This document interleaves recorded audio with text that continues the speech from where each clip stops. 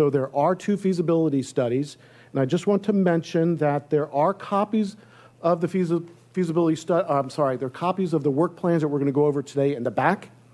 There's also a 1-pager on the project that's in the back that you can look at, and then also that could be very useful is some of the tables from the work plans that we're going to be talking about later this morning are also provided on there. So if you wanted some of the background materials, these would be very helpful. What I want to do is go to the next slide. Thanks, Eric. So first we're going to do introductions of the panel and the project team and the city, give you an idea of who's here, Eric. But first what I want to do is make sure we understand what the purpose of today's public meeting is. And the city of Santa Barbara is in the process, as you know, during this time of drought and water scarcity, agencies, cities around California, the Southwest, are reevaluating their current water supply options. Very common. You can understand why. So they want to look at the range of what those options are. And specifically, the city has identified 2 areas they want to conduct some additional studies. So that's going to be the nature of the feasibility studies. So a technical advisory panel was put together as part of the process, and they'll be working with the city and the project team throughout the feasibility study effort. However, today I just want to be clear what the panel is looking at specifically is the work plans, that is how the feasibility studies are going to be done for the 2 areas, the subsurface intakes and the potable reuse. I am not going into detail on what those are right now because we're going to have a presentation on what those are. What I like to do is just sort of set the stage on what we're going to be talking about. So the technical advisory panel is administered by NWRI. The panel is obviously going to be doing some work on their own, but they wanted to have a public process component where we could get input from the public that the panel and the city would consider as they work through these feasibility studies. So I just want to tell you a little bit about NWRI because you may not have heard of us. We're a relatively small nonprofit. We're located in Southern California in Fountain Valley. We've been around since 1991. I've been with NWRI for 10 years. We're a 501c nonprofit organization. We have water and wastewater agency members, and a lot of what we work on is research, education activities. So we're kind of a research arm of the agencies. So we collaborate with agencies on research. We work with the state, including Department of Water Resources and the State Water Resources Control Board on research. So a lot of that research recently has been around recycled water, potable reuse, intake. So a lot of things that are being looked at by Santa Barbara today. That's our website if you want more information about us. There's also a handout in the back that talks about other similar panel projects that we're doing to give you an idea of who else we're working with. Oh, thank you, Eric. So I want to run through the agenda quickly so you have an idea of what we're trying to accomplish between now and 12 noon. After the introduction, I have a slide just on the panel process to go through that quickly. We are going to get, I don't want to, they're going to be comprehensive presentations on the 2 feasibility studies so you get an exact idea of what's being proposed here. So that's going to take up at least an hour, maybe a little bit more, just depends on how that goes. There will be an opportunity for the technical advisory panel to ask specific questions. Our goal there is they have clarifications. If they want to find out something specific from the city or the project team, they can get that information. And then we'll move into at least the last hour between 11 and 12. Maybe we'll get there earlier. It just depends on how things go. We want to get public comments on your thoughts on the work plans and what's encompassed there. We have comment cards in the back. So if you can fill these out and set them up on the table, we will go through them starting at 11. So anytime between now and then you want to fill them out and put them up here, that would be great. So we'll get through all the public comments at that time, and then we'll just have a short wrap-up next steps at the end. So I'm not sure what the next slide is, but Eric's going to put it up. Okay, so one of the things I wanted to remind you of is we do have a web page on our website that has all the resources for this project. So the electronic copies of the work plan, the agenda, information on when the meetings are. We do not have a specific schedule for the meetings, but it talks about generally there'll be 4 of these opportunities to get together as part of the public. Suzanne Fauble in our office is the primary contact. If you have questions for her, you can email her or call her on this. Okay, so I'd like to go through introductions real quick so you know who was up here from a panel point of view. They're going to talk about a little bit about their background. From the city staff, who's here, also the project team, so you have an idea of who's working on this for the city. And then we have a couple other folks from NWRI. So I'm going to turn it over to Amy Childress, who's the chair of our panel. If we could do panel introductions first, that would be great. Okay, great. So as Jeff said, I'm chair of the panel. My name's Amy Childress, and I'm professor and director of environmental engineering at the University of Southern California. Good morning, everyone. My name is Heather Collins. I work for the Metropolitan Water District in Southern California. I oversee the water treatment plant, all the water treatment plants and the operation and maintenance there. And before Metropolitan, my background was pretty extensive in the regulatory arena for public health and the systems, the water systems in Southern California.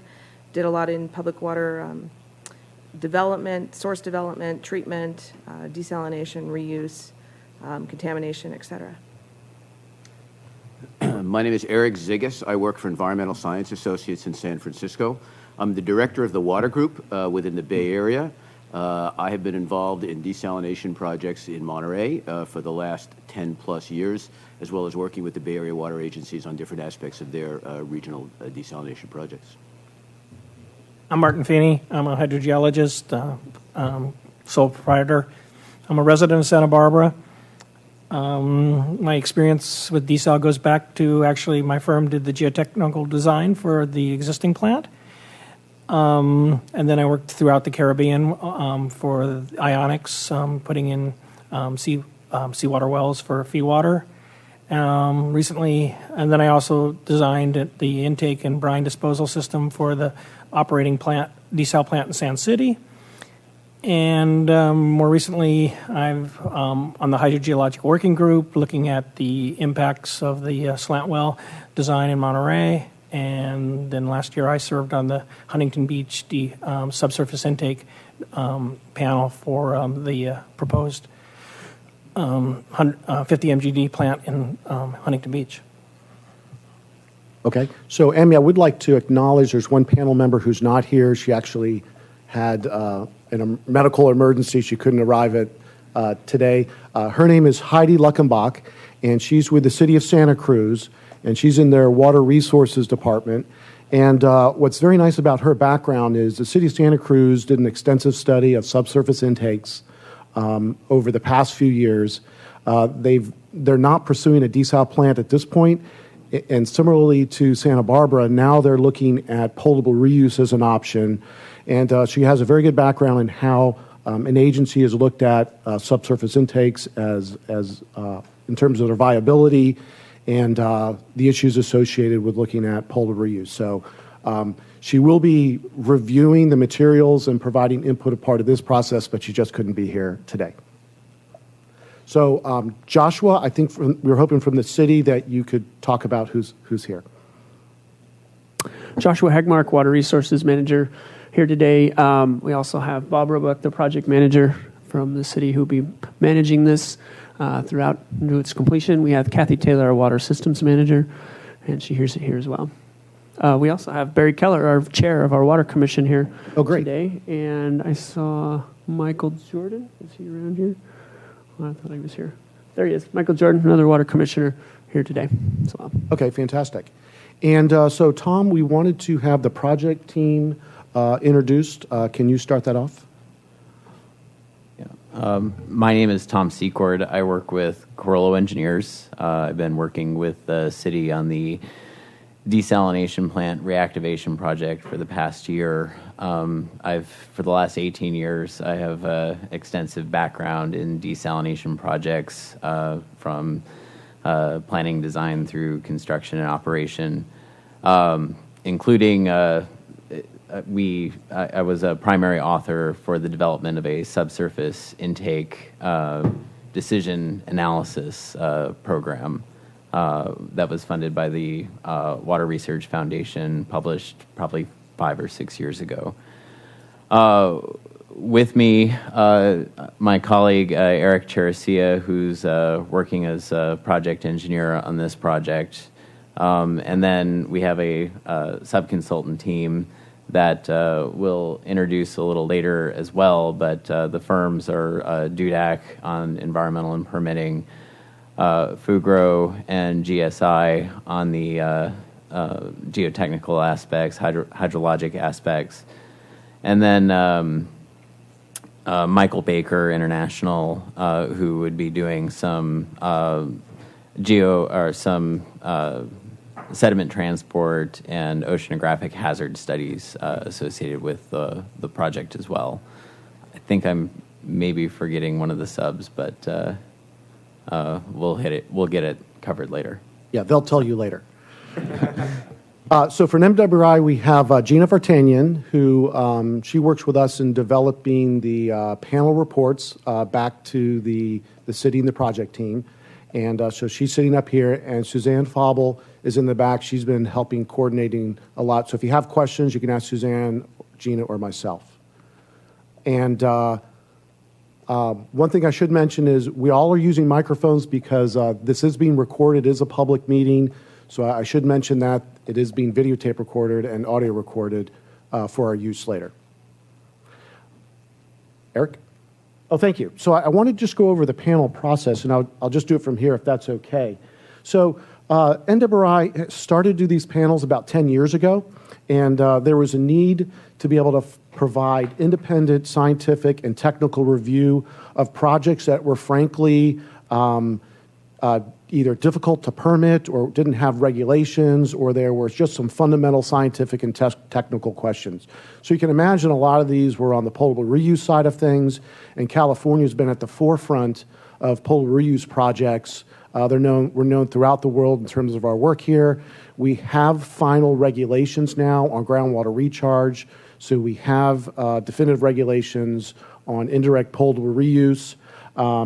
On the direct potable reuse side, the state's working on that. So a lot of our work is working with regulators and agencies, and often even folks within the public to try to understand those projects, what the benefits of those projects are, how to implement those projects, and frankly, how to do it in a way that's protective of public health.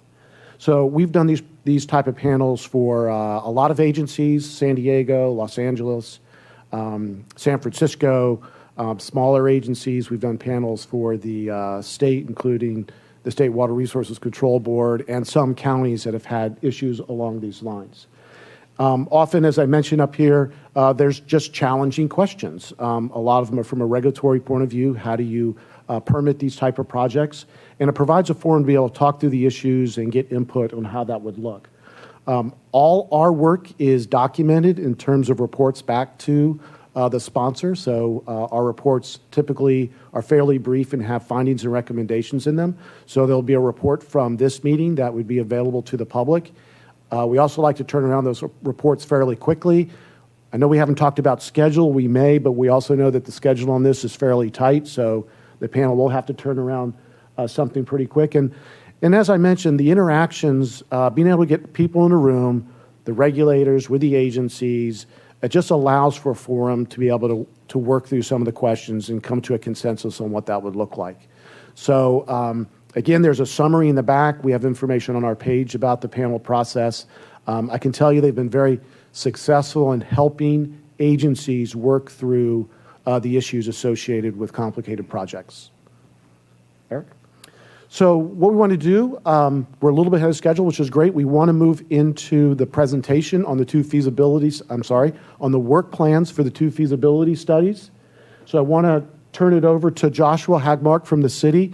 He's going to give us an introduction from the city point of view, and then the project team will come up. Joshua? Thank you, Jeff. Welcome everyone. There we go. Welcome, everybody. Joshua Hagmark, Water Resources Manager. pleased that everyone could show up today. Very fascinating topic, kicking off the work plan and finalization of our work plan. This is going to be a lofty goal to try and pull all this together by June of 2017, which is our final goal for getting back to the regional board. Today I'll be going through the project history, a little bit about the background and objectives that we're trying to accomplish before I turn it over to Carollo today to review the scope. As many who may have tuned into my monthly discussions with City Council, this facility was built during the last drought, in response to the last drought. It was originally a regional facility. Goleta and Montecito were partners, and the original capacity was 7,500 acre-feet a year, with a permitted capacity of 10,000 acre-feet per year.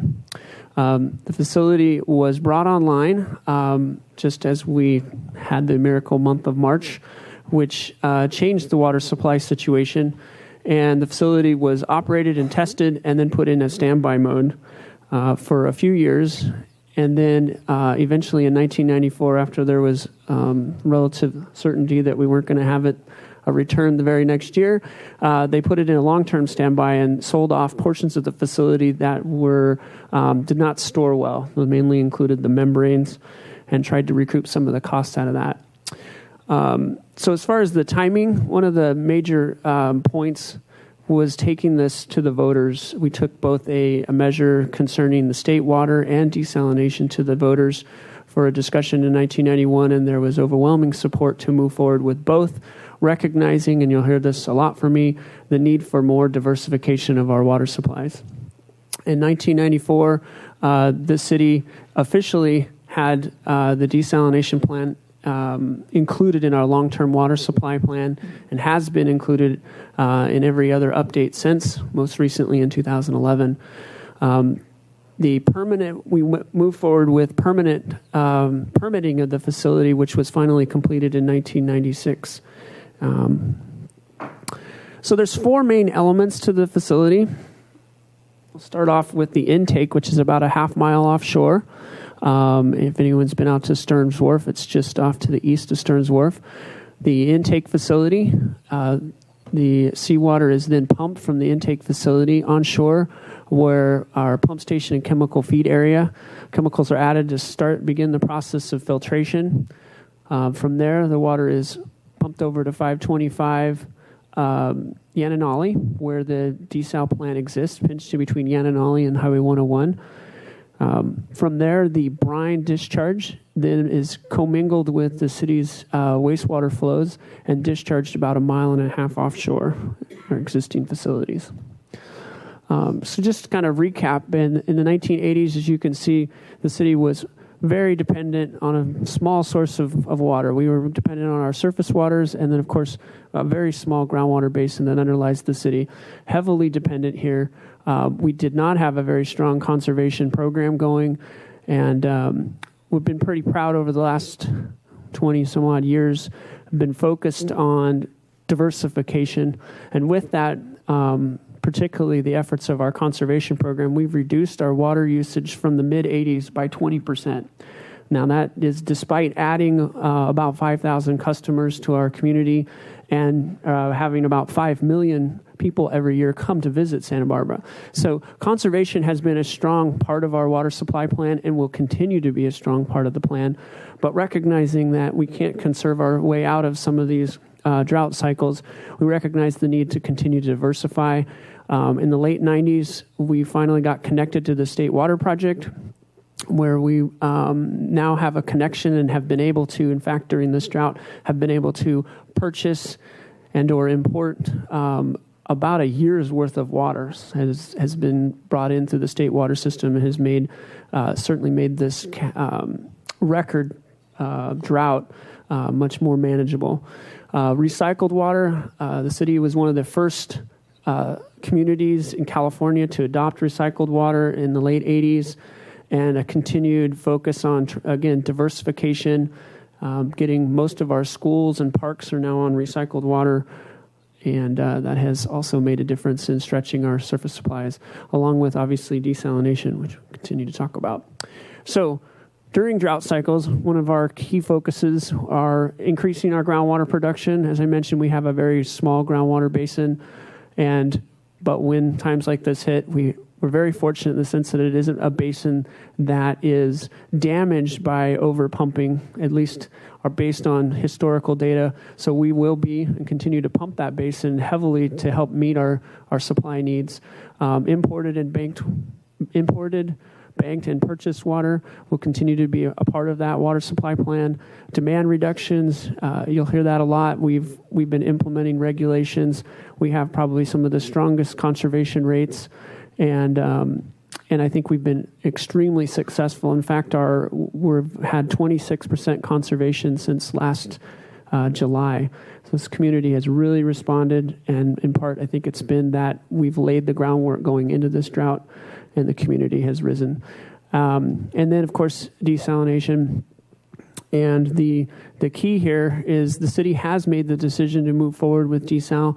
We're now in the process of, contractors in the process of mobilizing and should start work this fall. But the critical need for water begins in fall of 2016 if our water supply situation does not change. I routinely show this graphic. There's a lot of information here. What I want to take away from is how the city approaches droughts. Basically, as soon as Lake Kachuma stops spilling, we just assume we're entering a 6-year drought cycle. That's how we do our drought planning here. And so, as you can see, we are more dependent initially on those surface waters. But as the drought wears on, we continue to diversify and tap into other resources that are available to us. You'll notice that conservation, we see it as a supply. It is a critical part of helping us to meet overall demands. And certainly without it, we could never have stretched our supplies as far as we do. Again, purchased water, small amounts of groundwater that we do have. But you will notice that as we get in, we're currently here in year 4, wrapping up year 4 actually, which ends September 30th. We start October 1st as our new water year, and that will be year 5. And if we do not see any changes in year 5, year 6, we're looking at almost over a 60% loss in supplies if we aren't able to bring desalination online. So even with, I have to show this, even in year 6 right now, we're recognizing a shortage. Even with conservation, even with desal, we have a recognized shortage that we hope we'll see some measurable rainfall or some ability to purchase water to help offset that shortage. So the city's moving forward. Basically in July, council made the final approvals of the SRF loan, very competitive loan at 1.6% interest for $55 million for 20 years. So we're moving forward. We're hoping to give the DBO a notice to proceed at the end of August, and the plant again in operation by October of 2016. So how did this work plan, how did the feasibility study really get started? On September 23rd, we made a pretty lengthy presentation to the city council, and obviously recognizing some of the concerns out of the permitted screened open ocean intake that we have, the mayor found consensus with the rest of the council and directed us to study what options are out there after this emergency is over to possibly move away from a screened open ocean intake. We did receive a 7-0 vote from the council to continue to move forward with desal, which I thought was a pretty impressive consensus on the matter. And so here we are. As part of it, though, in moving through the process and getting the permits, the regional board grabbed onto that direction from city council and said, well, you wouldn't mind if we incorporated this into your permit amendment. And our mayor actually was on hand and said, nope, we're planning on doing that. So it doesn't change the story if you want to go ahead and put it in the permit. So it did. It got included. And with that, a timetable. So here we are working on the work plan, trying to finalize that and get that over to the regional board by the end of August. And then the next milestone being the completion of the feasibility study and a presentation to the regional board by June of 2017. Specifically, we captured some comments from, I believe this was the mayor, what she was looking for the scope of the study. It was direct staff to evaluate the feasibility, cost, and timeline associated with both converting the offshore facility to a subsurface intake and look at the options about potable reuse. What this scope does not include is determining best alternatives, and that's important. One of the things when we were putting this together was important is this is something, particularly the scope of this, controlling the scope of this is very important. Noting that the deliverables by the end of this doesn't mean that that's the end of the discussion. It just means we've completed what we told the regional board we would do. And certainly after that could be a time if the council would like to explore different alternatives and a blend of options. The scope does include identifying feasible alternatives, of course. So the work plan objective, establish the process and criteria used to evaluate feasibility. That's our goal today, is to have a work plan that we've all generally commented on and can agree on so that it clearly guides this discussion and we can meet the critical timeline. Our project team, we kind of touched on it, but Corollo is taking the lead. We do have Fugaro, Dudek, Global Water Consultants, MBI, and GSI are all working under the umbrella of Corollo on this project. So certainly a significant wealth of information being pulled together, and hopefully will be responsive to the panel's needs on this. So we have broken this contract into 3 work authorizations. The main purpose was to really allow feedback during each one of those phases to be incorporated into the next one. So we are working on work authorization 1, and I have already scheduled us to go back to council on September 22nd for work authorization 2, which will be the fatal flaw analysis and potable reuse feasibility study. So once we finalize this work plan, if there are changes, we'll go ahead and incorporate those changes, get those in there, and we'll head back to council for a discussion and authorization for 2. And then, of course, work authorization 3, anticipating this to probably be the most expensive part of the study. Should there obviously be things that survive the fatal flaw analysis. So at this time, I'm going to turn it over to Tom Secord from Corollo. And before you do, does the panel have any questions for Joshua?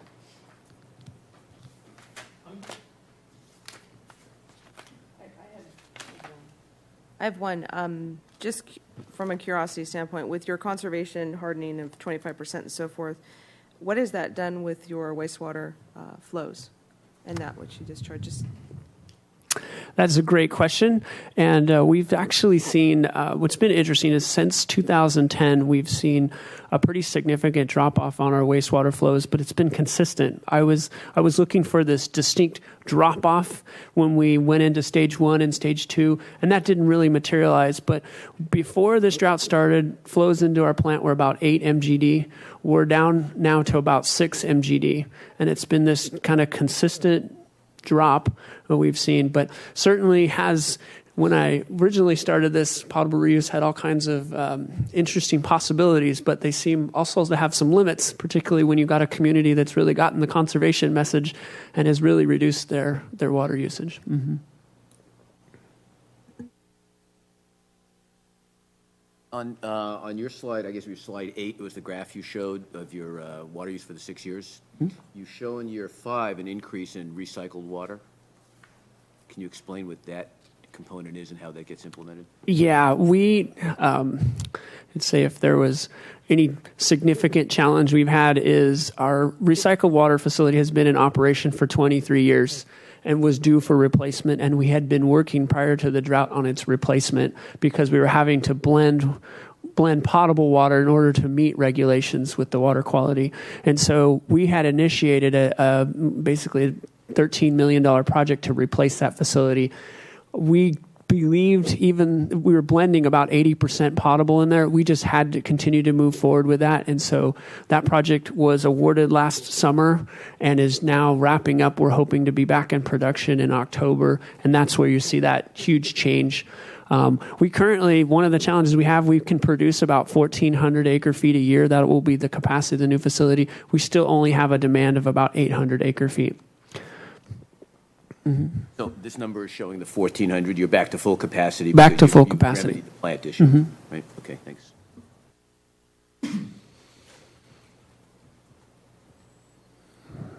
Okay.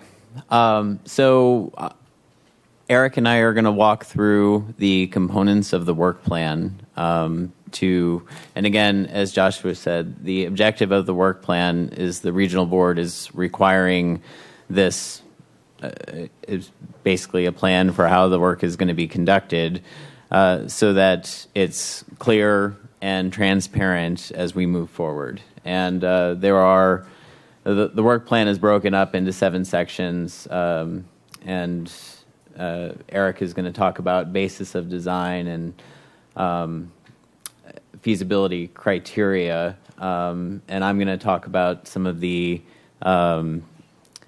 methodology that's used to use those criteria. So Eric and I are going to be trading back and forth, but we're going to wrap this up essentially with a discussion of the technical advisory process too. Jeff has gone over that as well, but the work plan describes everything from beginning to end in terms of how the project would be run. So we're hoping to get some good comments on how the work would be conducted so we can incorporate that into the work plan, and we'll have a clear path on how to proceed.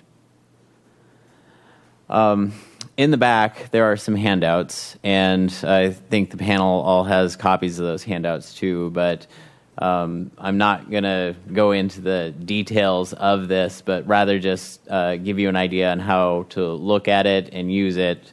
This is a programmatic work process diagram for the subsurface intake study.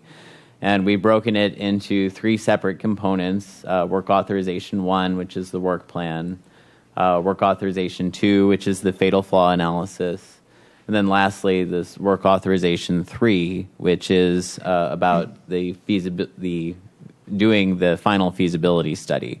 And Eric and I will go into these aspects in a little more detail in a few minutes. Similarly, there is also a handout for the programmatic workflow diagram on potable reuse. And here we only have 2 work authorizations, the work plan development and the fatal flaw analysis, and the feasibility analysis is all included in work authorization 2. The difference is that we anticipate that with the potable reuse that we will probably have enough information to go forward and proceed, and there won't be a need like the subsurface intake perhaps to go out and collect some additional geotechnical, hydrological information.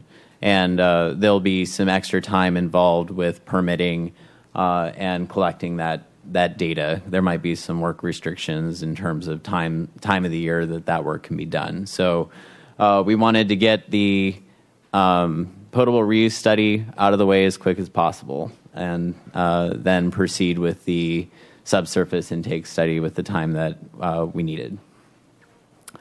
In the handouts, there's also a project schedule, and rather than going into the detail of the project schedule, there are 2 things that are driving our project, 2 deadlines. One is that the work plan is due to the regional board by the end of August for their approval.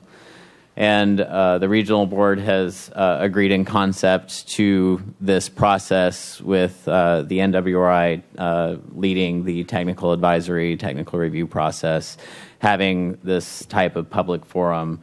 But again, we'll have a final work plan as a result of feedback that we get through both today and over the next week as the public has a chance to submit their final public comments. As well, there's a final presentation that's driving our deadline, which is due to the regional board by June of 2017. So I'll turn it over to Eric. Thanks, Tom. As was mentioned previously, one of the important aspects of this work plan is to present a basis of design that will be used for the studies. So what I'm going to present, I'm going to walk everyone through the basis of design for the subsurface intake study. As Joshua previously mentioned, the scope of this study is to replace the city's existing screened open ocean intake. So this means providing enough seawater for the build-out and permitted capacity of 10,000 acre-feet a year. This translates into a design capacity for the intake of 15,898 GPM. And this number includes a 45% RO recovery, which is typical for seawater desalination, and the volume of raw water needed for pretreatment filtration that's involved in the process. So this map is presented in the work plan, and it shows the various site alternatives that will be considered for the subsurface intake. You can see here that we're considering Ledbetter Beach, West Beach, and East Beach sites, and it's a range of about up to 3 miles to the desalination facility. Depending on each intake alternative, we'll consider onshore and offshore sites, and it's important to note that offshore areas will be considered within a half-mile. And this simplifies property acquisition as these lands were granted to the city in the 1920s. So the work plan defines the intake technologies that will be considered in our feasibility study. And these technologies are based on the state of intake technology and recent studies conducted by others. Huntington Beach, West Basin, to name a few, are kind of some of the locations that we look to see what intakes would be considered. You can see we will be studying or looking at vertical wells, lateral beach wells, rainy wells, slant wells, subsurface infiltration galleries or SIGs, and horizontally directional drilled wells, otherwise known as neodrin technologies. Also outlined in the work plan is geotechnical and hydrogeologic properties. These are important to base your design criteria and determine, the number of wells or other alternatives. We'll be using literature review and other sources such as a USGS model, and you can read more about these in the work plan. We kind of outline what sources will be used. As Tom mentioned, additional data collection could be needed for certain alternatives to really evaluate them. So if hydrologic data isn't available for alternatives surviving our fatal flaw analysis that we're going to talk to in a moment, additional data collection would be recommended. And for the subsurface intake, this could be a geophysical survey along the beach and shore area, or drilling of core holes and installation of piezometers. It's also important to note that permitting for field data collection that could happen on these beach areas may have a schedule impact, although we have incorporated some time into the schedule already. Also important with the feasibility analysis are addressing oceanographic hazards. The work plan identifies 2 major analyses that will be performed as part of the studies, namely tsunami hazard analysis and sediment transport analysis. There are well-defined metrics that have done in previous studies that go into the details of how to perform these analyses, but what it boils down, for us that we'll present is the use of this coastal evolution model. And if you want to read more about that, there's quite a bit of detail in the work plan that explains this process. Also outlined in the work plan is water quality and treatment needs that will be used to assess the feasibility of the subsurface intakes. Previous literature has shown that subsurface intakes may reduce RO pretreatment needs. So we've looked to the literature, previous studies such as Long Beach, Morro Bay, the Doheny Beach study. And it's important to note that the current desal facility does include pretreatment. So we'll have to address compatibility with the pretreatment processes. And we'll look to an avoided cost analysis to estimate, avoided costs for using these subsurface intakes. And that's using less chemicals or anything that you might need less pretreatment associated with the subsurface intake. Additional design and construction constraints are presented in the work plan.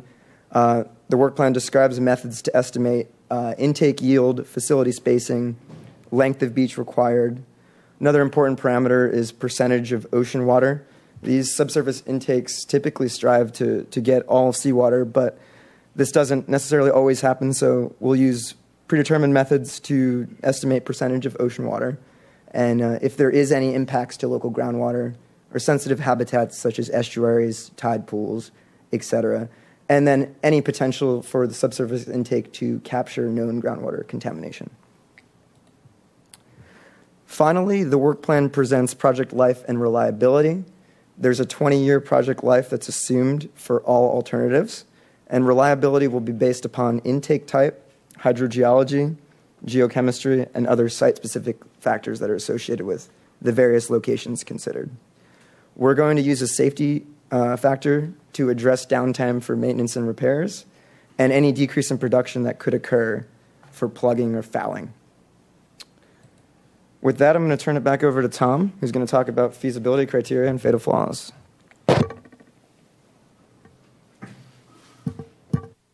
Thanks. So again, what Eric's been talking about is just basically how the work plan identifies our course of action for developing design criteria. So once we have those design criteria, we're going to do some engineering work in order to figure out what's feasible. And we need to first define feasibility. And we're going to use the CEQA definition for feasibility, which means that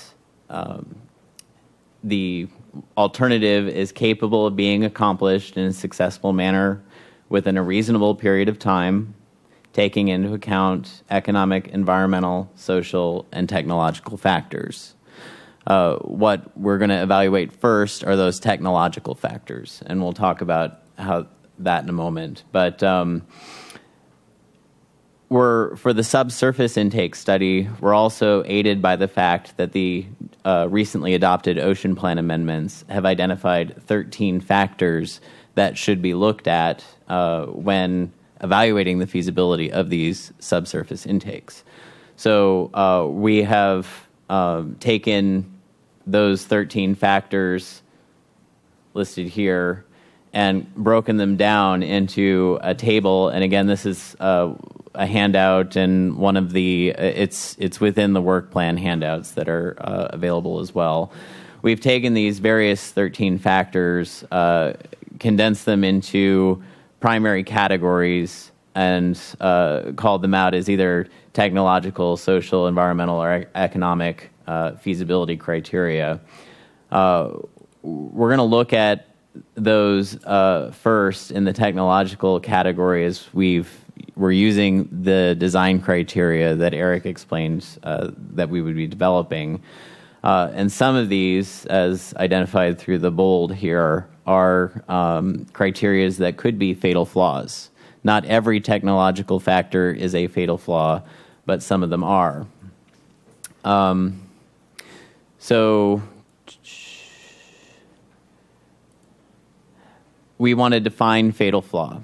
The fatal flaw definition that we're using are those technological factors that would not allow a full-scale system to be successfully constructed or operated, or would result in a high risk of failure, unmitigatable impact, or unacceptable performance of the city's desalination plant at the raw water volume required for build-out conditions.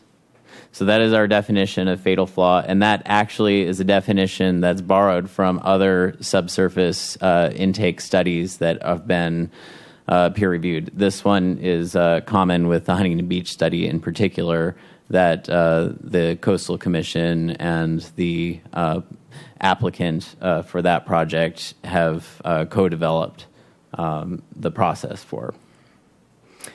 So I'm not going to spend time delving into the fatal flaw criteria, but I would say in the work plan and in the handouts, we have included this table that defines how we're looking at all of the various fatal flaw criteria. Just to give you one example, for the category of geotechnical hazards, there are seismic hazards associated with the project that could be fatal flaws. And we've defined those specifically as project facilities that would cross a known fault line or be exposed to a seismic hazard that could otherwise not be protected from loss by design. So basically, if we can't engineer a solution to protect the facility from loss as a result of a seismic event, then it could be considered a fatal flaw. So those are the sorts of definitions that we're using as we describe the various fatal flaw criteria for the feasibility analysis. And I'd encourage you to review this in more detail and provide us some comments on any of the definitions that we're planning to use.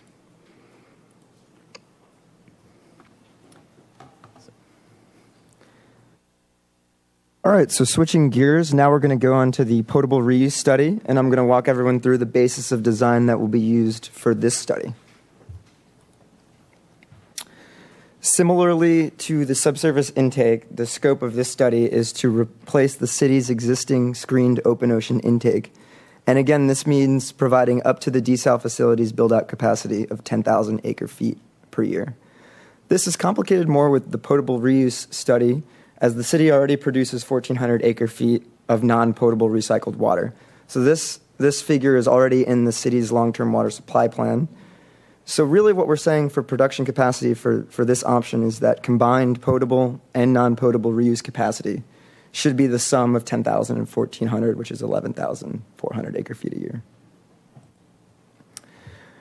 Production capacity basis of design will also be a function of El Estero wastewater treatment plant effluent availability and variability. It's important to note that in the work plan, we state that we will size the reuse facility based on average day flows. And this will ensure that the facility is, fully utilized. And so this map is presented in the work plan, and it's of the city's groundwater storage basins. It's important to note that new information from the USGS is being made available pretty soon, so things might shift minorly, so we'll incorporate that. So we're trying to show here the possible treatment facility locations. One here is repurposing the existing desal facility to a potable reuse facility. Two is very close next door at 401 Yananali Street, the City Corporation Yard. And then the third site alternative is 103 South Kelly Cesar Chavez. Possible groundwater recharge locations, there's two major basins. First would be the Foothill Basin here, and there's potential for recharge wells near Route 154 and Highway 101. There's also the potential for spreading basin in the Foothill Basin. In Storage Unit 1, there's potential for recharge wells and also a spreading basin in Mission Creek. Finally, the study considers direct potable reuse options. The first would be discharge of advanced treated wastewater into Laurel Canyon Reservoir, otherwise known as raw water production. And a second alternative would be dilution and offsetting of the intake volume of the to the seawater desal facility. The work plan also touches on water quality and treatment needs. And the work plan splits here in between indirect potable reuse alternatives and direct potable reuse alternatives. Indirect potable reuse alternatives regulations are set forth in Title 22 of the California Code of Regulations. And in this document, IPR regulations are available for groundwater replenishment. And this regulation splits into differences with spreading bases and injection well alternatives. Alternatively, DPR alternatives, there's no California regulations yet. They are coming. However, the Division of Drinking Water has stated that they will review DPR projects on a case-by-case basis. Again, although the regulations are not out, it will likely include treatment in excess of Title 22, enhanced monitoring, possibly enhanced disinfection, and potentially the use of an engineered storage buffer. Again, geotechnical and hydrogeologic properties will be evaluated from literature review. Numerous sources are presented in the work plan, including the countywide reuse study that's being conducted as we speak. Additional data collection, again, may be recommended if sufficient data is not available. For example, an aquifer test at existing locations or a geophysical survey near some of the recharge sites. Additionally, the work plan sets forth guidelines on design and construction constraints. It splits up into the two different types of indirect potable reuse, and the rate of groundwater recharge at locations for surface recharge is a function of infiltration rate, low permeability layers, and depth to groundwater. So these parameters will need to be determined. For injection wells, the rate of groundwater recharge is a function of aquifer transmissivity, well design, depth to water, and certain flow limiting barriers that may exist. Additionally, other design and construction constraints set forth in the work plan are available storage in the production zone aquifers and the potential for existing basin and well yield increases. The city and the USGS have been developing a model for the Santa Barbara Basin, and this model will be utilized as the basis for a lot of the design. Other project design criteria set forth in the work plan are any potential impacts for local or to local groundwater supplies and existing water users, impact to sensitive habitats such as estuaries and tide pools, potential to capture or mobilize known groundwater contamination, and any additional production wells that would need to be installed to meet the design capacity that we're looking for the potable reuse alternative. Finally, as with the subsurface feasibility study, we are assuming a 20-year project life, and reliability will be based on production capacity, source water quality, the particular potable reuse alternative being considered, hydrogeology, and other site-specific factors that are specific to the sites in question. Again, as with subsurface, we will establish a safety factor to address maintenance and repairs, and a potential decrease in recharge capacity that could occur. So again, I'm going to turn it back over to Tom.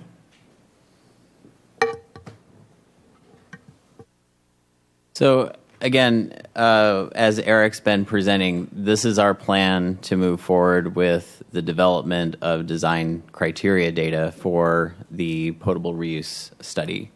That includes both the indirect, the IPR, and the direct potable DPR type of technologies or options.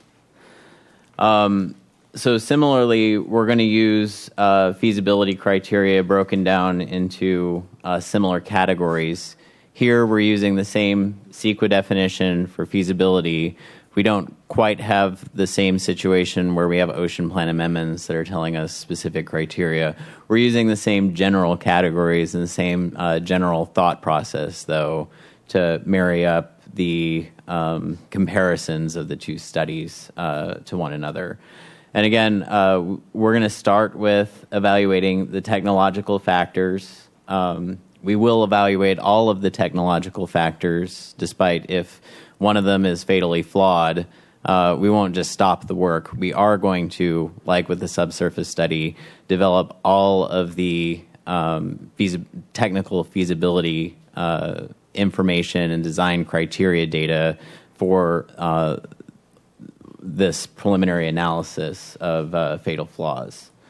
So similarly, we have these tables in the work plan that we'd encourage everyone to review, the definitions that we're planning to use for what is considered a fatal flaw. And so as we move forward, we've broken down the work plan, talking about the differences in developing design criteria and evaluating feasibility separately for the subsurface study and the potable reuse study. Now it's time to kind of marry the discussion together, because how we evaluate schedule, cost, and the overall feasibility is common amongst the methodology for both studies. So, but again, it's important to note that only feasible or potentially feasible alternatives are carried forward for this last analysis. So if something has a fatal flaw, it's not carried forward past the fatal flaw analysis. So the work plan presents a methodology for which we're going to develop project schedules, implementation schedules, and those will include planning phase, if appropriate, a testing facility or a test well demonstration, and also implementation of the full-scale system. The schedule will be inclusive of all the project components, including everything from property and easement acquisition, design and permitting, all the way through construction and operation. So we're going to get a whole picture of what it takes to actually develop the supply and implement the project. For cost estimating methodologies, the work plan presents our plan to do this. It's what's called a Class 4 cost estimate by the Academy for the Advancement of Cost Engineering, and it involves using parametric models, specific analogy of costs from other facilities that have been built, and then also any recent cost trend data from recent bids on similar type of work. The costs will include, like the schedule, everything from this initial feasibility analysis through the environmental review, the permitting, the public process, property and easement acquisition, design construction, and operation and maintenance. The feasibility analysis here, we're going to move past just a technical analysis and of feasibility. Is it anything fatally flawed? And then we're going to look at, in addition to technological factors, the social, the environmental, and the economic factors as well.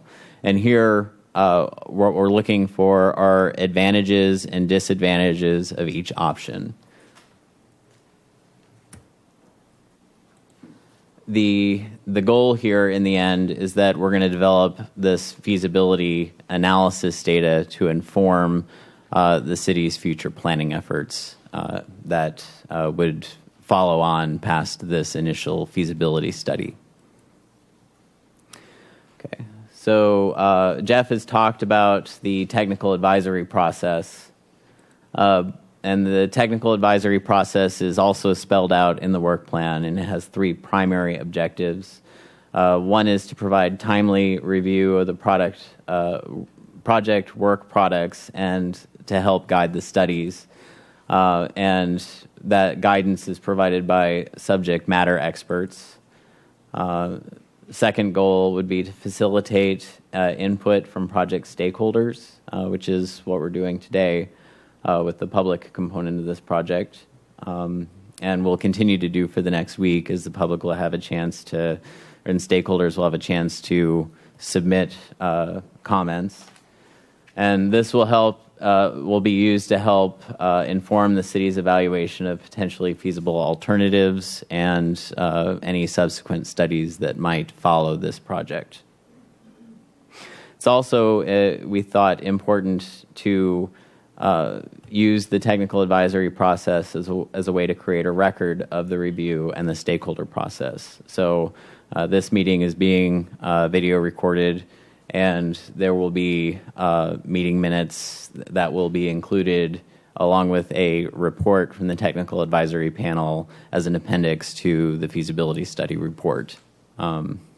Any comments that we get will be logged and responded to, and that will all be included in the advisory process report appendix.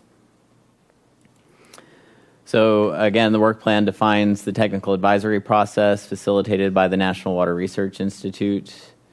As Jeff has described, NWRI has retained the services of the various advisory panel members. They're facilitating the project meetings, and they're documenting the technical review and the stakeholder process. The work plan has identified the various types of subject matter experts that were needed for this particular type of study, and NWRI has selected on their own the various experts to fill these roles. So as Joshua talked about early on, we have multiple phases to the project, work authorizations. And within those work authorizations and the programmatic workflow diagrams that are handouts in the back of the room, it calls out for technical advisory meetings at certain points. And we're having workshop 1 today on the work plan. We'll have another workshop 2 on the fatal flaw analysis that will cover both the subsurface intake and the potable reuse studies. But then past that point, because we anticipate that we can finish the potable reuse study earlier, we're going to have a separate workshop where we're going to look at the schedule, cost, and the advantages and disadvantages of feasibility for the feasible and potentially feasible alternatives. We'll call that workshop 3. And then the last workshop will be on just the subsurface desalination intake feasibility analysis, similarly looking at cost, schedule, and the advantages and disadvantages of feasibility. So the work plan spells out how the TAP process will work to the tune of we're going to give the advisory panel, NWRI, the project materials 15 days before each workshop. And NWRI will distribute that material to the panel experts. They're required to post the project material to the website at least 5 days before an advisory panel meeting. And they're also responsible for creating and distributing the agendas and advertising the events. So the stakeholder process is spelled out in the work plan as well. And this is something that we're anticipating that maybe the way that it's written is a little too strict right now, stringent, and that, I mean, we are planning to use comment cards, and they need to be submitted 10 minutes prior to the comment period. So if anybody in the audience here wants to speak and offer input, you can fill out one of those cards and give it to Jeff. You'll be given, in the work plan, it talks about 2 minutes. And that's something that, as we've been discussing with the panel, that, I mean, we have an hour, and if there's only 6 cards, or if there's only 2 cards, we can give people longer than 2 minutes. But I think maybe in the end where we're going to end up is an hour worth of comment, and then the time would vary based upon the moderator's discretion and the amount of time that we have and the number of comment cards submitted. So,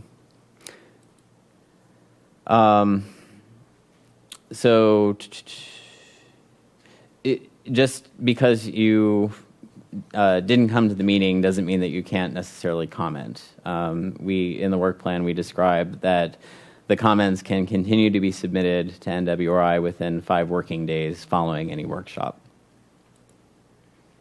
So again, there is a project website. It's called out on the materials in the back of the room, and you can view this presentation, the recording of this meeting, all of that sort of information at NWRI's website.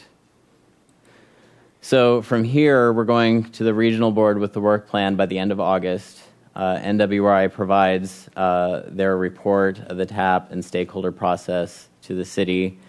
The city addresses the TAP comments and responds to the stakeholder comments, and then submits the work plans and the TAP report to the regional board for approval by the end of the month. And that is our plan for moving forward with this study. Okay, thank you, Tom.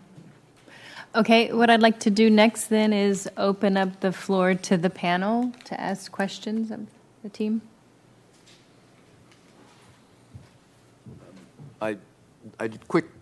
Maybe a quick question. Was there any thought on integrating these two studies? These seem to be running parallel to each other or in sequence, but they don't seem to be integrated at all. You're doing recycled water first. Was there a reason that, yes? Oh, I thought I did. Perhaps it's just not close enough. Yeah, it is on. So the question is, have you given any thought to integrating the two processes instead of them having run parallel or in sequence? Because we're evaluating the feasibility of subsurface intake options and the feasibility, like what options are feasible for subsurface intakes, and then what options are feasible for potable reuse. They're really separate questions. I mean, what is feasible? It's not which is a better option. That's not what City Council has asked. They've asked, is it feasible to do to replace the intake with a subsurface intake, or is it possible to replace their existing intake with potable reuse? So, And I'm sorry, go ahead. we're going to develop the type of information needed to answer some other questions that could follow on, such as, we'll know what the maximum capacity of a subsurface intake alternative is. But the question that we've been asked is, can we replace the intake? So you believe the question is, can you replace it with one or the other? There's no intent that there be a reduction in the open water intake by finding a solution that marries potable reuse, indirect potable reuse, with subsurface intakes? We believe that's a discussion after we finish this requirement by the regional board.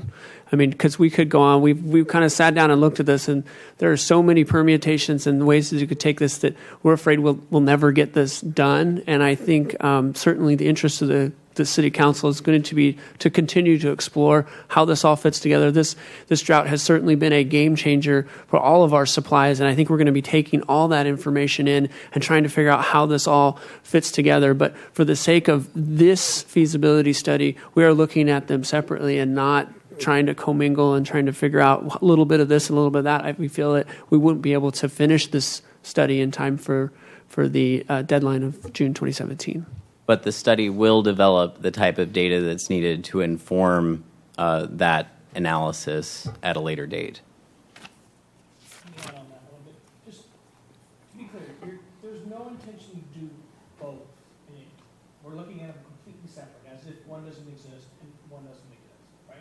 Because obviously they talk to each other. Because obviously you change your water quality by running the desal plant, then your inject date is then changed, and you have geochemical issues. So we're not going to do both, right?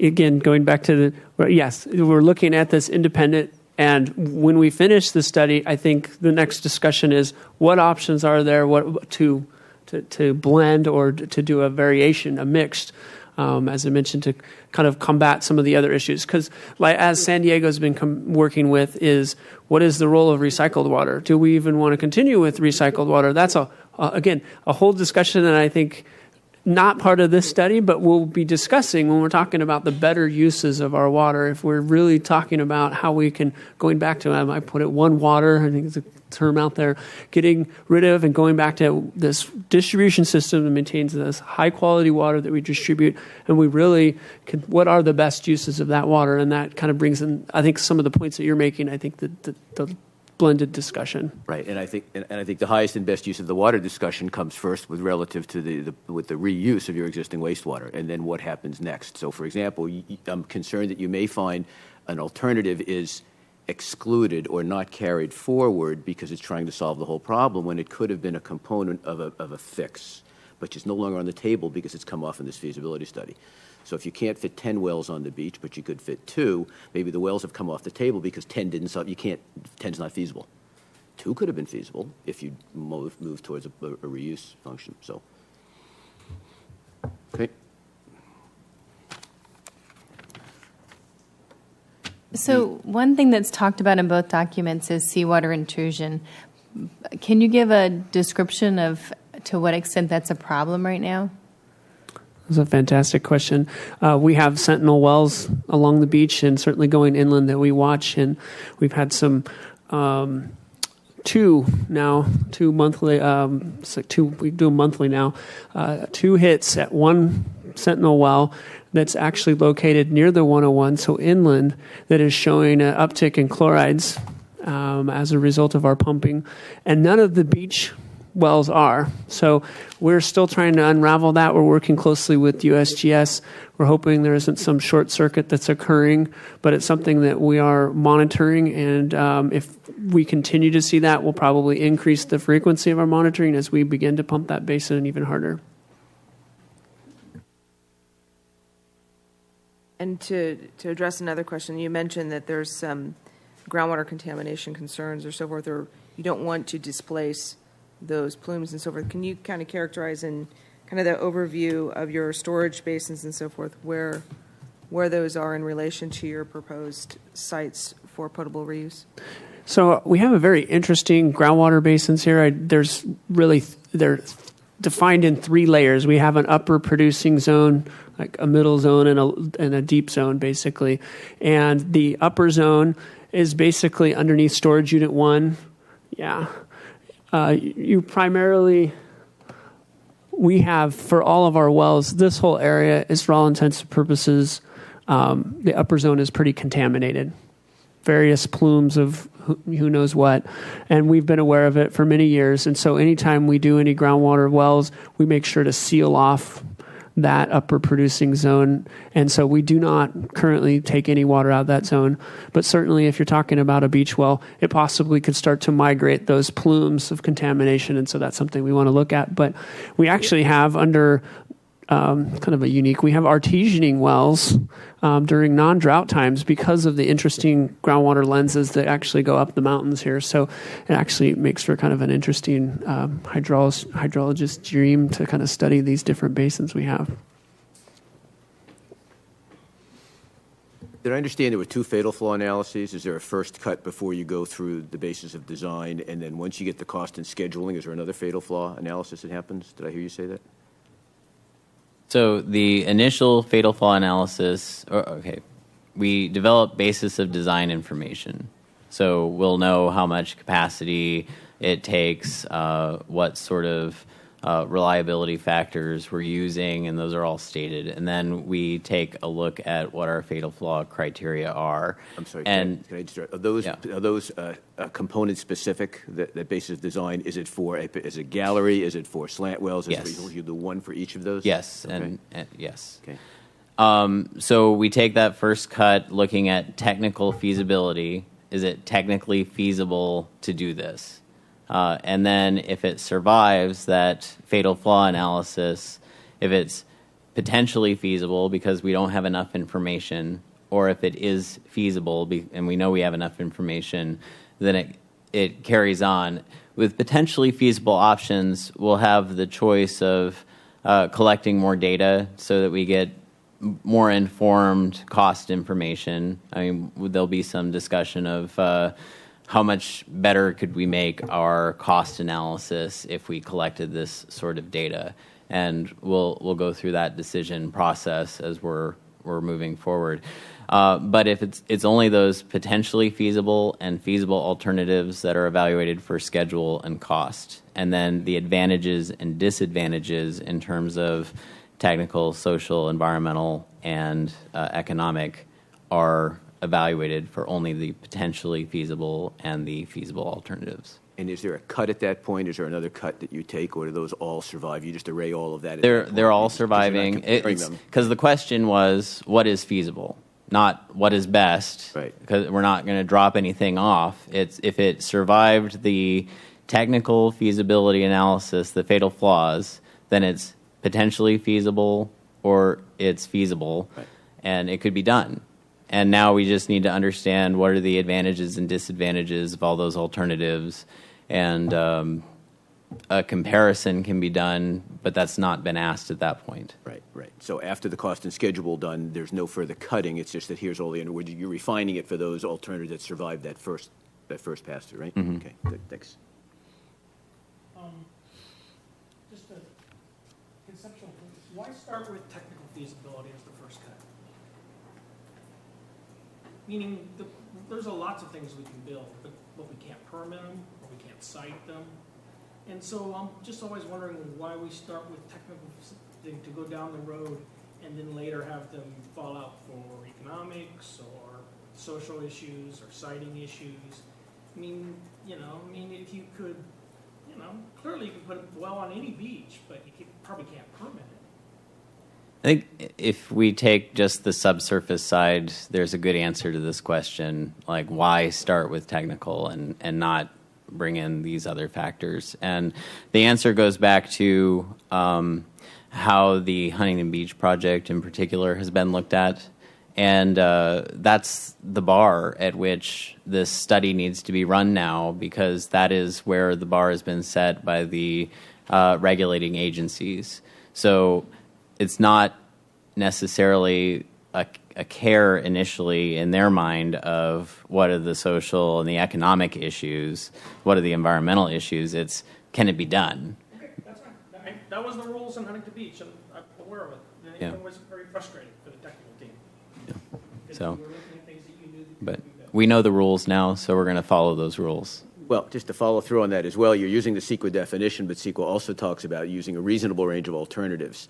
So to grab things that you know are not really going to be reasonable or feasible to begin with and then throw them into a mix for feasibility analysis seems to be a waste of time.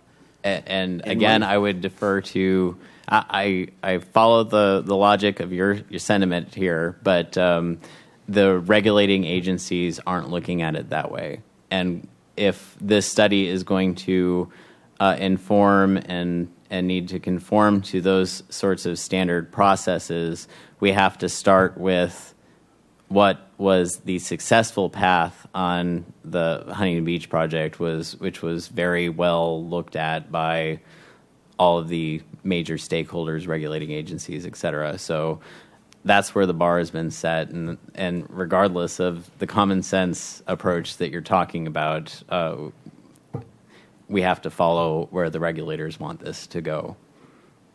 Yeah, I had no idea we were setting precedent. We shouldn't have done that. So what are the precedent studies you're looking at for the direct potable reuse or the potable reuse? I mean, there have been other potable reuse studies, California and San Diego areas. I think just based upon the methodology we're putting forward for the subsurface study in terms of what is the successful path that has been spelled out, just so that we've got a common path forward, we're following that same procedure for the potable reuse study as well. So looking at technical feasibility first, can it be done? Yes, you could build how many miles to Laurel Canyon? 7-mile pipeline through the middle of the city to the Laurel Canyon Reservoir. It could be done. So we'll carry that forward through the rest of the analysis to come out with schedule and cost and advantages and disadvantages of doing that.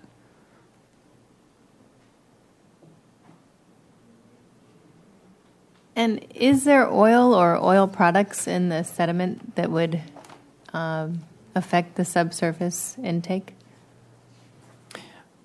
The work plan talks about identifying sources of contamination. So the FUGRO and the GSI team will start off as part of the basis of design analysis with a search of where are the known contamination sites and what is it, and identifying those things. And as the models are being run on the hydrogeology, they'll look at mobilizing, is there potential to mobilize those known areas of contamination? So could there be unknown areas of contamination? There could be, but we can't really evaluate necessarily what are the unknowns in this. We're going to use what is known, and it's potentially feasible because we don't know that there's contamination there. And then, I mean, there are other risks associated with, say, new spills, but we'll identify those areas that could contribute toward new spills. Can those be mitigated against? Probably. So that sort of thought process will go into the feasibility analysis. Is your existing wastewater treatment plant anywhere near the existing desal plant? They are located right across the street from one another. And the reason you'd be looking for possible treatment facility locations on page 44 of the slide would be because there's no capacity at the existing treatment plant? Yes, I would say our wastewater treatment plant is located on a postage stamp, and so the challenge is always trying to even, take care of the equipment that's there. Certainly, an expanded operations like this would require additional space, and it's a premium in Santa Barbara to try and find a space. And so, I think to identify that needs to be one of the hurdles that I think we certainly want to raise attention to, particularly as it relates to any available space down there, because it's tight and there's a lot of very strict zoning on what can be used in those properties too. And that is a tertiary treated plant? It is not a full tertiary. We are permitted to secondary at this point, but then tertiary for our recycled water system. What processes does that include? The advanced? The advanced, it's going to be microfiltration. That's what we're moving towards. We did have basically a gravity filter before, and so moving towards microfiltration. And we did explore the option of adding RO to try and deal with the salts, because that's really the challenge now. We're getting the same amount of solids coming into the plant, but obviously a lot less water, and so the salt concentrations are right now hovering right around our permitted allowance for salts in the recycled water system, which is, I think it's 1,500 parts per million. So real challenge, certainly I think the RO having to do that would be another several $1 million project to do that for recycled water.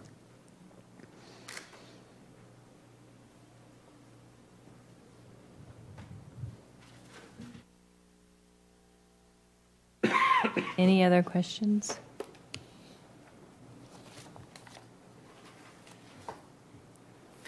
So back to my seawater intrusion question. Are you pumping? Do you fight that or just observe it? We're just observing at this point. The plan prior to the drought is just to pump the safe yield out of the basin and then understanding its capabilities to provide additional water during the drought. But then after the drought's over, resting the basin, basically letting it recover, is in general the plan. And so making sure that seawater doesn't get too far inland. Okay. Okay. So we should move on to the public comments at this Okay. point? Okay. So what I'd like to do is just go in order of the public comments as we receive them, so I can call you up and you can come up to the podium. And we have your written comment, but if you can ask the panel, that would be great. So Could we take a 2-minute break? up to you. Yes. We're taking a 2-minute break. 2-minute break.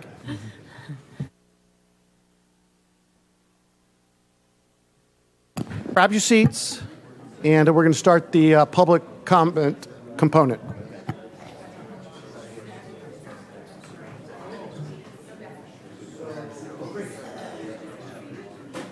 So first we have Hillary Hauser from Heal the Ocean.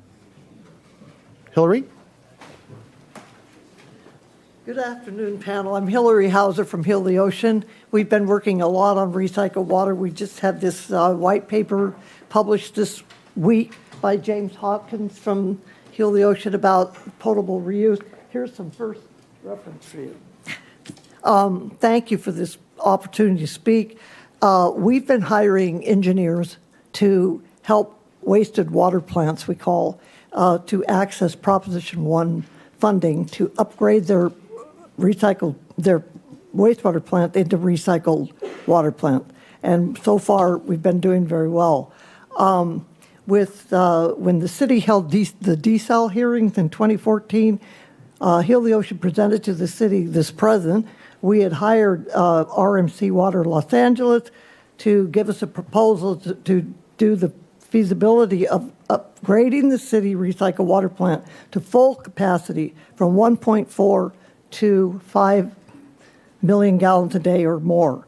We've been waiting on this study to see what Corolla would do before we move forward with anything with RMC.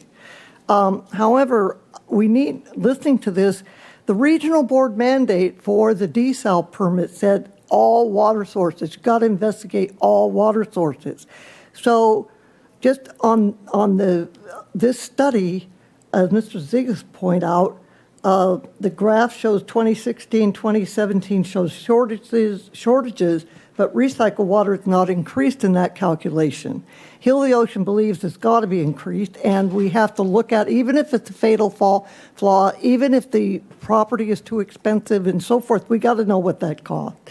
The opening paragraph, goal of study, says potable reuse alternatives to replace the city's existing open ocean intake. We suggest substitute the word replace with augment, because if you say, well, we're not going to do any recycled water if we can't get to 11,400 AFY, the wastewater discharge is 67 AFY, so you're dead in the water before you start. The city is a regional plant. We want to see what it would be, what it would be to supply Montecito or to involve Montecito. It should look at additional wastewater flows instead of not.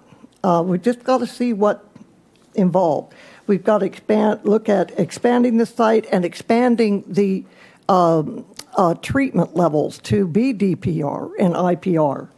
We're afraid that if Heal the Ocean is stuck with doing this work, it's going to fall out of the regulatory stream, so that this study goes to the regional board, and then we're in there saying, wait a minute, you got to have this. We would like to see this all together in one package. Thank you for letting me spiel.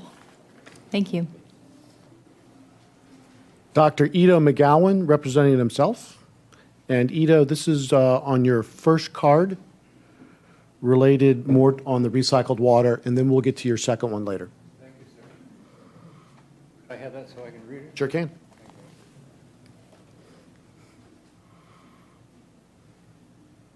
My background is I have a PhD in water quality, and I am a product of KEC. I was the regional environmental officer for 22 countries in Africa. I have two questions.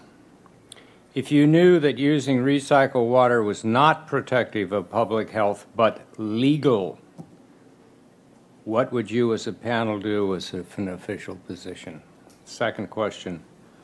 At what level do the xenobiotics, antibiotic-resistant genes, CECs, and endocrine disruptors as found in recycled water no longer affect endothelial cell function in the blood-brain barrier, hence cognition? The pharmaceutical industry is very, very interested in what antibiotic-resistant genes can do to these cells in the brain. Circulatory system, it opens the gap junctions up, things can go through. How do you get antibiotic-resistant genes out of the recycled water sufficiently so they're not impacting public health? Those are my questions to you.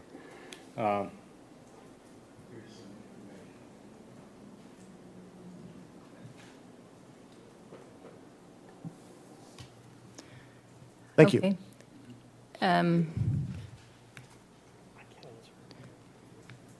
Our next speaker is, and you didn't say whether or not you wanted to address the panel, but it just wasn't checked off, but John Fletcherman, did you want to address the panel? He may not be here. Okay. Maria Clegg with UC Santa Barbara. Yes, hi, that's Mariah Clegg as well. Sorry but about no worries. The H is silent? I don't know. So it seems clear to me that while California is certainly accustomed to lots of droughts, you look at the historical record, they go back eons.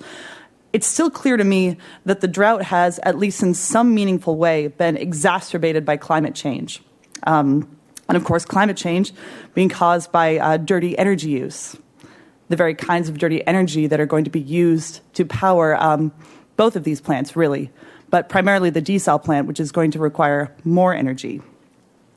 It seems thus clear to me that in order to follow through with either of these options, we need to pursue these options, keeping in mind that we need to power these plants with the least effect on climate change. The only way to make either of these options carbon neutral is to power the plants with renewable energy. And for me, that's got to be at the forefront of this discussion. Is it feasible to build either of these plants if they're not being powered by renewables? That's what we've got to be looking at. So before we plan on using all of this energy to create all this water that we're going to, for the most part, use on landscaping to kid ourselves into thinking that we don't live in a semi-arid climate, that we don't live in a coastal desert, we've got to look at whether that energy and that amount of energy is going to perpetuate the very problem that is the cause of our suffering. Thank you. Thank you. So Dr. Edie McGowan, it's your second comment regarding the desal.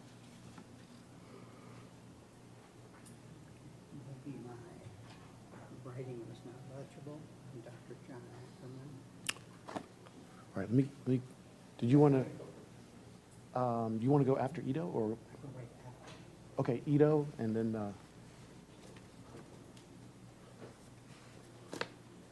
Well, thank you again. I've already introduced myself. The question, has the following been considered, and if so, how?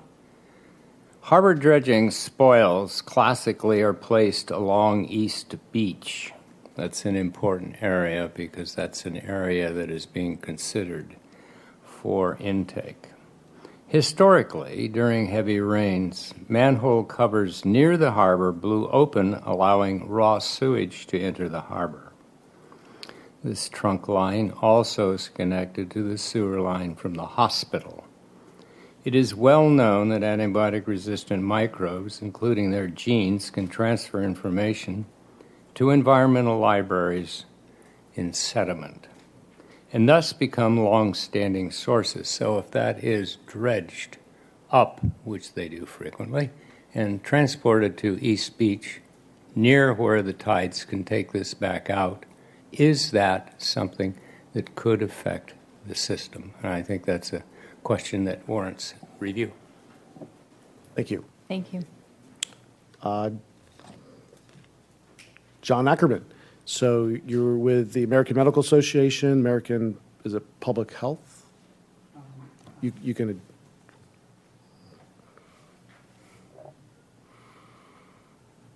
My concern is about non-potable reuse and the prevention of pandemics for our community. The question is whether or not would whether or not be possible to cleanse the recycled non-potable water so that the multi-antibiotic resistant bacteria and their genes can be cleared, because the recycled non-potable water is utilized on public lands, the playing fields, the parks. People do picnics on this grass, and they have their hands in the grass and then they touch their fingers to their mouth.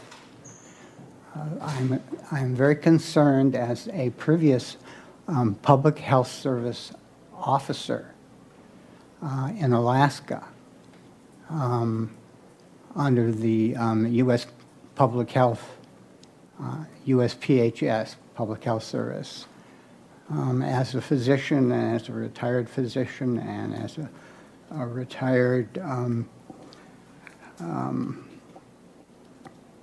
a physician in the Public Health Service, my concern is about prevention of pandemics.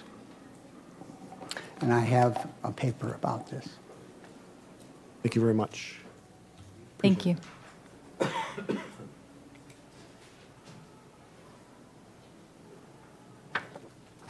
And so this is the last card, unless there's others that are going to be brought up. And we have Kira Redmond from the Santa Barbara Channel Keeper. Good morning. I'm Kira Redman. I'm the Executive Director of Santa Barbara Channel Keeper, a nonprofit organization whose mission is to protect and restore the Santa Barbara Channel and its watersheds. And a primary reason that we're all here today is because of the pressure that my organization brought to bear on the city to examine subsurface intake alternatives out of concern for the significant marine life mortality that we all know occurs from the use of open ocean intakes. I have two issues that I want to address. One is the capacity issue. The work plan notes that the feasibility study of the subsurface intake will be dependent on the intake's ability to provide enough source water to produce 10,000 acre-feet per year. And Channel Keeper urges that this threshold be lowered. The city purportedly only intends to operate the plant at 3125 acre-feet. That is, if the increasingly likely El Nino doesn't occur and make it unnecessary. Moreover, the Ocean Plan Amendment on desal explicitly states that a combination of subsurface and surface intakes may be the best feasible alternative to minimize marine life mortality. And I think a couple of the panelists hit on this, that there should be a consideration of the possibility of a combination of the two or IPR or DPR as well. As such, we strongly recommend that the capacity threshold be lowered to determine the feasibility of subsurface intakes and include in the analysis the option of a combination of open ocean intakes and subsurface intakes, rather than dismissing as any option as fatally flawed if they don't. Second, I want to talk about the feasibility criteria. The most appropriate criteria to use are those laid out in the Ocean Plan Amendment, not CEQA. It seems that there is a combination of the two guiding the analysis in the subsurface feasibility analysis. There is specific language in the Ocean Plan Amendment stating that subsurface intakes shall not be determined to be economically infeasible solely because subsurface intakes may be more expensive. Subsurface intakes may be determined to be economically infeasible only if the additional costs or lost profitability associated with them as compared to surface intakes would render the desal facility not economically viable. So Channel Keeper strongly urges that this language be examined closely and ensure that it frames the economic feasibility analysis so that you don't inadmissibly dismiss subsurface intake options based solely on cost.